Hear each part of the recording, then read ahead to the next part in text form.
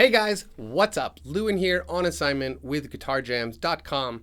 Please click that link below, sign the mailing list, and you will open a door to all sorts of free stuff over on GuitarJams.com.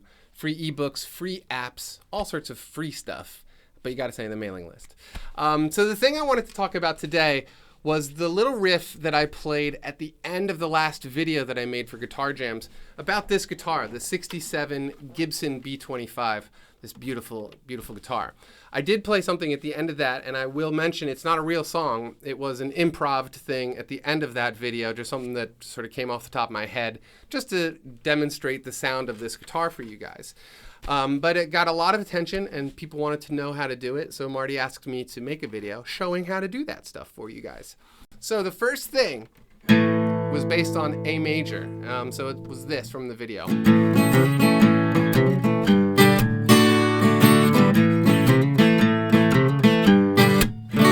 Right? Super simple thing to do. A major with the first finger doing all the work for A major. You want to leave these fingers open to do that, because what you're going to do is A major strike, then with your middle finger you're going to land on C, right? So the third fret of the A string. Then you're going to do a hammer on with your third finger up to C sharp, and then in the rhythm you'll have an upstroke coming, and that'll be on the A. I was doing both A and E, right? So full speed it's this.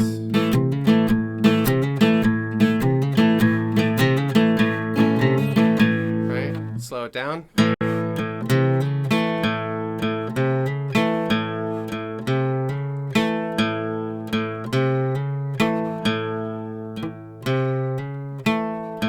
Right?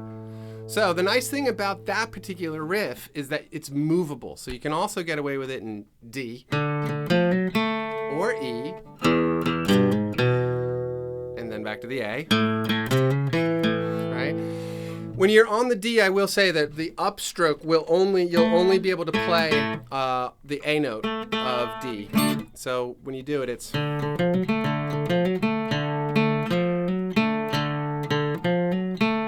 or, and on E. But you can see that that part, oop.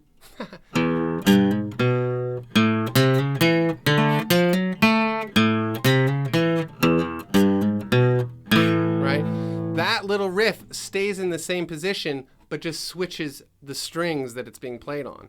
So here it's on the A string, here it's on the D string, and here it's on the E string. Right? So that's that first riff. Now the second thing that I did in that video that got a lot of attention was the movable chord that was based off of E. So let's talk about that. So I play E in this particular formation, and it's really important that you play it in this formation, I think. So meaning that it's your first finger, first fret of the G string, second finger, second fret of the A string, third finger, second fret of the D string, right? So normal old E major, but using these fingers. Because what happens next, it's really important that you're using these too, because they're good strong fingers for the run that's about to happen. So I remove my first finger, take that out of the equation, and then I split these two open. So my middle finger is going to go to the string above, and my third finger is going to go to the string below. Right?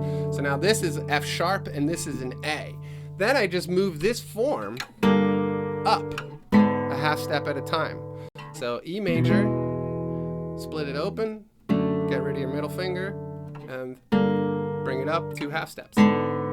Same thing goes for A major and D, except that what's going to happen is the higher note is going to be a half step up. So in the case of A, so it's A, so then this is the form.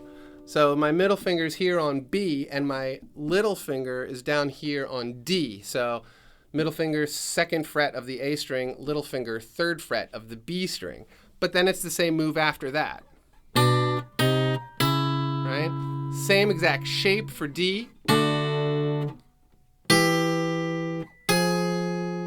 Right?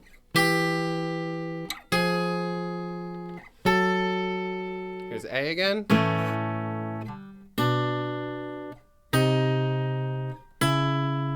And E.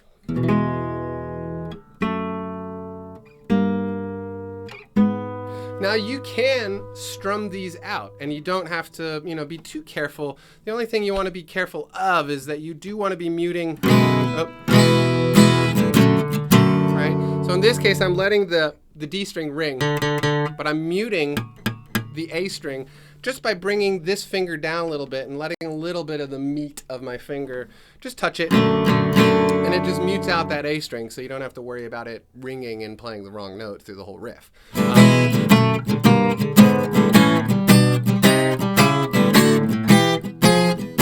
Right?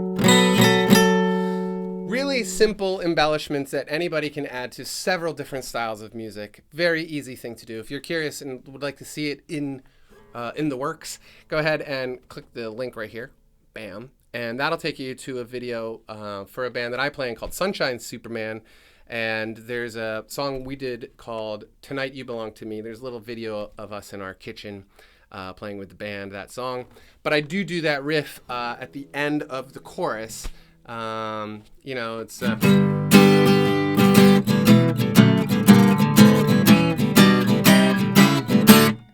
That's the riff that's in that song. So if you want to hear it in practice, go ahead and click on that link wherever I put it. Where is it? No, it's over on this side, right here. I'm easily confused.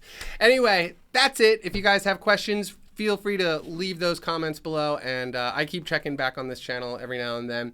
And please come out, check out my channel called GarageBand and Beyond. If you're into home recording, electric guitars, do-it-yourself projects for guitars, come over, check out GarageBand and Beyond, because I have all sorts of videos for that, including how to make this baffle that I use behind me. This is not a backdrop for the videos. This is an acoustic baffle designed to help me reduce some of the reverb, of the natural reverb of my room. And I do have a video called How to Build a Vocal Booth for Beginners, and you can find out how I made this hanging baffle also.